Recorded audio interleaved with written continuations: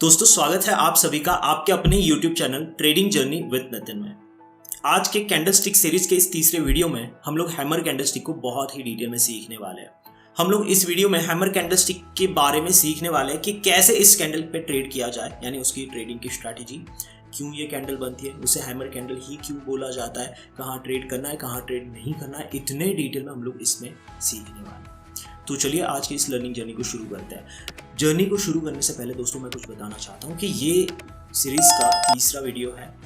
अगर इससे पहले वाले 2 वीडियो अगर आपने नहीं देखे हैं तो शायद आपको इसमें समझने में थोड़ी दिक्कत आएगी, इसलिए आप इससे पहले वाला वीडियो पहले जाके देख लीजिए, जिसका लिंक अभी आई बटन में आपको मिल रहा होगा। तो चलिए फिर आज की इस जर्नी को शुरू करते हैं।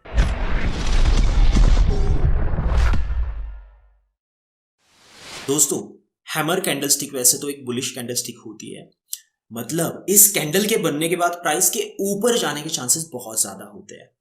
हैमर कैंडल रेड भी हो सकती है, ग्रीन भी हो सकती है, किसी भी कलर की हो सकती है। इसमें एक बात आपने ध्यान जरूर रखनी है कि हैमर कैंडल की जो बॉडी होती है ना, जैसे आप अभी स्क्रीन पर देख रहे हो, मैंने 2 कैंडल दिखाई हुई है, एक ग्रीन और एक रेड। तो इस कैंडल में दोस्तों जो नीचे की शैडो होती है वो बॉडी से डबल यानी 2 गुनी कम से कम होनी चाहिए, तब उसे हेल्दी हैमर कैंडल माना जाएगा। ऊपर की शैडो ना हो तो बहुत अच्छा, अगर हो तो इतनी छोटी हो कि उससे कोई फर्क ना पड़े, ठीक है। और अगर इन दोनों हैमर कैंडल में अगर कंपेयर किया जाए तो ग्रीन हैमर कैंडल बहुत ही ज्यादा बुलिश होती है। ऐसा इसलिए क्योंकि ये कैंडल बनी कैसे है, तो देखिए यहां से मान लेते कैंडल की शुरुआत हुई बनने की, मान लेते ये 5 मिनट की कैंडल है, तो 5 मिनट का जो पहला सेकंड रहा होगा यहाँ पे प्राइस रही थी, प्राइस नीचे गिरी, अभी 2-3 मिनट ही हुआ मान लेते हैं, और उसके बाद में यहाँ तक गिरी प्राइस, और इन्हीं 5 मिनटों में अभी 2-3 ही मिनट हुआ है और अभी यहाँ से वापस बाइंग आती है और प्राइस ऊपर जाती है और जाके यहाँ पे कहीं 5वें मिनट का आखिरी सेकंड खत्म होता है दोस्तों, ठीक है। तो ये हुई यहाँ पे क्लोजिंग कैंडल की। तो ओपनिंग नीचे है, क्लोजिंग ऊपर। तो अगर आप बेसिक कैंडलस्टिक पे जानते हो, जो पहले वीडियो में हम लोगों ने सीखा हुआ है, तो यहाँ पे इस कैंडल का कलर कौन सा होगा? बुलिश। ऐसी होगी ये कैंडल डेफिनेटली। तो यहाँ पे नीचे की शैडो आपको क्या बता रही है? नीचे की शैडो आपको ये बता रही है दोस्तों कि नीचे की शैडो में बायर स्ट्रॉन्ग है। क्यों? क्योंकि नीचे यहां तक लेके कौन आया था प्राइस को? सेलर। गिराते कौन है प्राइस को? ज्यादातर एग्रेसिव सेलर ही तो गिराते हैं। तो यहां तक लेके तो आए, लेकिन क्या रोक पाए प्राइस को? वहां पर नहीं। अगर रोक पाते तो क्लोजिंग यहाँ कहीं पे होती, लेकिन ऐसा हुआ नहीं, और यहां से बाइंग आई और प्राइस में खरीद खरीद के प्राइस को ऊपर लेके जाया गया, और यहाँ कहीं क्लोजिंग रही, ओपनिंग नीचे क्लोजिंग ऊपर। तो इसलिए बॉडी का कलर तो ग्रीन हुआ, लेकिन नीचे की शैडो क्यों बनी? एग्रेसिव बायर की वजह से। हाँ, और इसीलिए इस कैंडल में हमेशा बायर ज्यादा स्ट्रॉन्ग होते हैं।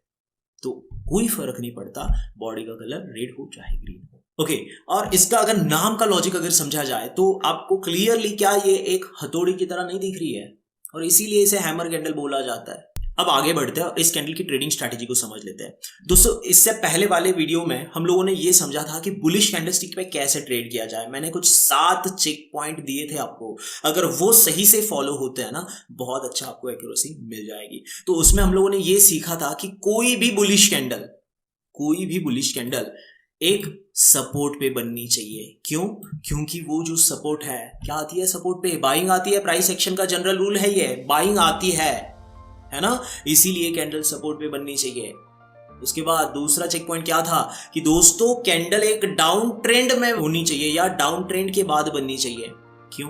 क्योंकि डाउन ट्रेंड में ज्यादातर लोग सेल कर रहे हैं, तो अब सपोर्ट को देख के वो प्रॉफिट बुकिंग करेंगे और तब ये कैंडल बनेगी, ठीक है। तो ये 3 चेक पॉइंट की नीचे सपोर्ट, उसके बाद डाउन ट्रेंड, और उसके बाद वो कैंडल बननी चाहिए। ये 3 चेक पॉइंट, तो यहाँ पे ये कैंडल बन गई। और जैसे ही कैंडल बनती है, चौथा चेक पॉइंट क्या था अगर आपको याद होगा, तो हम लोगों ने ये समझा था कि यहाँ पे कैंडल का हाई और लो एक सीधी हॉरिजॉन्टल लाइन में मार्क करना होता है। 5वां चेक पॉइंट, एंट्री कब करेंगे दोस्तों? जैसे ही अगली या उसके बाद वाली कोई भी कैंडल इस कैंडल का हाई तोड़ती है, तो तुरंत से यहाँ पे एंट्री नहीं बना लेना है, थोड़ा गैप छोड़ना है, यानी यहाँ पे थोड़ा बफर देना है आपको, ये गैप छोड़ना, और यहाँ पे आप रनिंग कैंडल में भी एंट्री कर सकते हो बाइंग साइड की।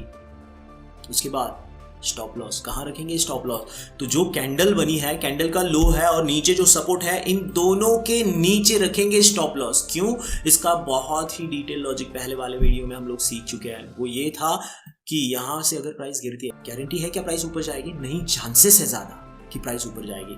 तो इसीलिए अगर प्राइस यहाँ से गिरती है तो अभी अभी कैंडल के लो में से बाइंग आई थी तो वापस आएगी, अगर वहाँ से नहीं आती है तो सपोर्ट से आएगी। इसीलिए यहाँ पे दो आपके स्टॉप लॉस के इंपॉर्टेंट पॉइंट रहते हैं। इन दोनों के नीचे आप रख सकते हो स्टॉप लॉस, राइट? ओके, अब समझते हैं टारगेट कितना लेंगे दोस्तों। टारगेट तो सिंपल, अगर आप बिगिनर हो तो 1:2 लेके एग्जिट हो जाओ, और अगर आप थोड़े एक्सपीरियंस हो, स्टॉप लॉस को ट्रेल करना जानते हो, डेफिनेटली आपने करना चाहिए। तो ये थी हैमर कैंडल की ट्रेडिंग स्ट्रैटेजी। लेकिन दोस्तों, क्या हर हैमर कैंडल पे ट्रेड होना चाहिए? नो। तो दोस्तों, कहां ट्रेड नहीं करना है ये भी समझ लेते हैं। तो दोस्तों, इसके लिए 3 इंपॉर्टेंट पॉइंट बताऊंगा, वो ध्यान रखना है और फॉलो करना है। पहला इंपॉर्टेंट पॉइंट ये है कि पहले 10 मिनट में कम से कम आप ट्रेड मत कीजिए, क्योंकि पहले 10 मिनट जैसे मार्केट ओपन होता है, वोलेटिलिटी बहुत ज्यादा होती है, तो वहां पे मार्केट आपको फंसा सकता है। उसके बाद सेकंड इंपॉर्टेंट पॉइंट कि दोस्तों, आपने किसी भी बहुत ज्यादा बड़ी या बहुत ज्यादा छोटी कैंडल पे भी ट्रेड नहीं करना है, क्योंकि बहुत ज्यादा बड़ी कैंडल में आपका स्टॉप लॉस, जैसे आप यहां पे एंट्री करेंगे और यहां स्टॉप लॉस, तो ये आपका स्टॉप लॉस यानी रिस्क आपकी बहुत बढ़ जाती है, और छोटी कैंडल पे बहुत छोटा स्टॉप लॉस आपका हो जाता है, जो कि बहुत इजीली हिट हो जाएगा और आपका लॉस हो जाएगा। और तीसरा इंपॉर्टेंट पॉइंट, आप इस कैंडल के बनने के बाद बाय करने वाले हो, तो आपका टारगेट मिनिमम 1:2 है। उससे पहले कोई रेजिस्टेंस अगर हो तो आपने एंट्री नहीं बनानी है। अगर नहीं है कोई रेजिस्टेंस, बिल्कुल आप कर लीजिए एंट्री, राइट? तो इन बातों का आपने ध्यान रखना है। तो अब चलिए इस कैंडल को चार्ट पे देख लेते हैं, कुछ एग्जांपल समझ लेते हैं कि कैसे ये कैंडल काम करती है। तो जैसे दोस्तों, आज की डेट है 22 जून 2023, तो वो जो 7 चेक पॉइंट थे उसके अकॉर्डिंग क्या नीचे ये सपोर्ट हो सकता है? देख लेते हैं जरा सपोर्ट है कि नहीं। तो मैं सबसे पहले तो ये लो यहीं पे, क्योंकि ये पहले ही बनी हुई है, तो मैं मार्क कर देता हूं सो दैट हमें पता चलेगा कि ये एक्चुअल में सपोर्ट है। तो यस, आप देख रहे हो क्या ये सपोर्ट है? हाँ बिल्कुल है। क्या इससे पहले वाला ट्रेंड डाउन ट्रेंड था? बिल्कुल, क्यों नहीं था? इंट्राडे में ये डाउन ट्रेंड ही तो बोला जाएगा इसको। और क्या यहाँ पे हैमर कैंडल बनी? बिल्कुल बनी दोस्तों।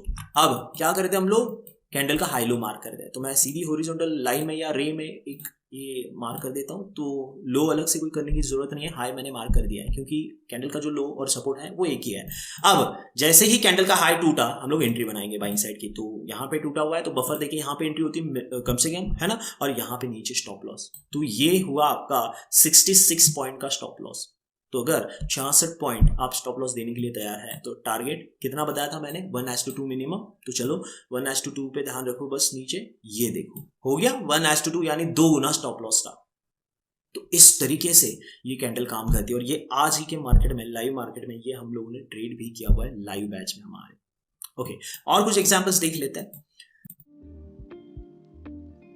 तो यहां पर भी देख लीजिए दोस्तों, ये है एक हैमर कैंडल, और इससे पहले ये एक रेजिस्टेंस हुआ करता था, देखो यहाँ पे, और यहाँ पे भी देख लीजिए आप, है ना?